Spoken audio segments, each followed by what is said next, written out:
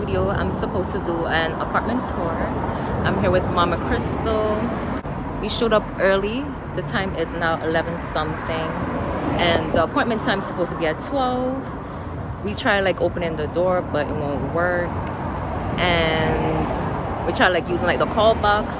We end up getting somebody, but they won't open the door. We did research before. The apartment looked nice and everything, but once we reach now, like it looks good, but it's just the professionalism with the people is not working out right now. We are deciding if we should like wait until 12 p.m. our actual appointment time and see where things go. After the apartment tour, we're planning to go to the hair salon. And it's hard to find like a good apartment with people that you're living with. It's like having a good neighbor is like winning a lottery. It's just messed up. Like people cannot be considerate, because right now with the people that I'm dealing with for the apartment that I'm in the nighttime, right? They don't do this all the time, but still, like they were doing something like around 1 something, and all I'm hearing is like banging on the ground, and it's like, how am I gonna be able to sleep? I'm a light sleeper, and it's like quiet hours. Majority of the people sleeping around that time like wait until like in the morning time or in the evening. And yeah, also with the apartment, like when you're walking, it's like it's a little bit shaky. They're walking upstairs, you can feel it like downstairs, like where you're at. And the other day they scammed us, and we are not gonna like do that again. Had to see like the apartment that we're getting, not like a next apartment, because you just never know. With my neighbors upstairs watching the TV, and the TV wasn't really that loud, but I heard like multiple stomping and it was very loud. So they shout like, yo, like to the roof. And hopefully they hear me, because after that they end up stopping. But it's like, are you kidding me? There's other ways to like reach out to a person, like, or I don't know, it's just being considerate. Like I don't know if they were stomping like roaches or some insect or something, but you gotta be considerate for other people, you know? Like the hell? I just came back from the hair salon and I'm very tired. I've been up since 7 a.m. I'm not really used to waking up around those type of hours, because I'm like a night owl, and I usually wake up around 11 a.m. and to reach the hair salon early, I had to wake up around that time, and it's a long journey. It's like an hour. It's just that journey remind me of from Brooklyn to the Bronx. If you're from New York, if you know, you know. Transportation is very freaking long. Apartment, like overall, like the whole day, it started on a bad note, because the apartment was too bougie to open the door for us, and it's like there's nothing really spectacular about the apartment anyways. Area is not really that great. Like the side area have like a lot of graffitis, and as you can see in my video, there were like graffiti marks to the side of the apartment, and it's just not worth it. And everything happens for a reason. I have a scary story time that happened to me at this apartment. There was this man and like some other person, like I don't know how many, but there was this black man. He was knocking on the door and he was talking about maintenance, and we didn't do any like work order for maintenance.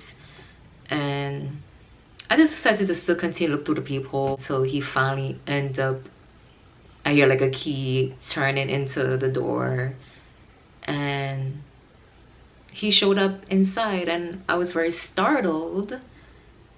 It's like I didn't even know what to say. I just, you know, he was like, sorry, and then I just immediately closed the door on him. He's still talking about maintenance. Before all of that, I heard they were like doing something, like some noise. When I closed the door on him, I asked him if he can show his ID. He was like, my ID? It seems like he refused to want to show his ID. And anybody can make fake IDs anyway, but I'm like trying to like figure him out for like my own safety. And I saw him just raise up his hand and just point to the peephole, and he had like some black item in his hand, like some black item that looked like a gun. So when I saw that, I was very scared. I ran away from the door very quickly, called 911, and like with Wi-Fi and without Wi-Fi, I could not reach the police. Like, much times that I've tried, it didn't ring, and I just slowly put like the security bar handle underneath the door so they don't try to like open up the door again. And I looked through the peephole and I saw this different guy on his phone. He's talking about lady refused to open up the door. And hearing all of that, it just really pissed me off.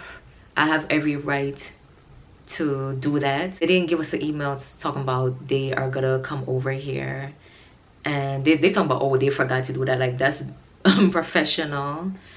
And the old apartment that we were at, it was like a very nice apartment, by the way. Always make sure to let us know that when somebody's like coming over or any updates. Come to find out, there are people that deal with the sprinklers, like to check the sprinklers, and also like the fire alarm. And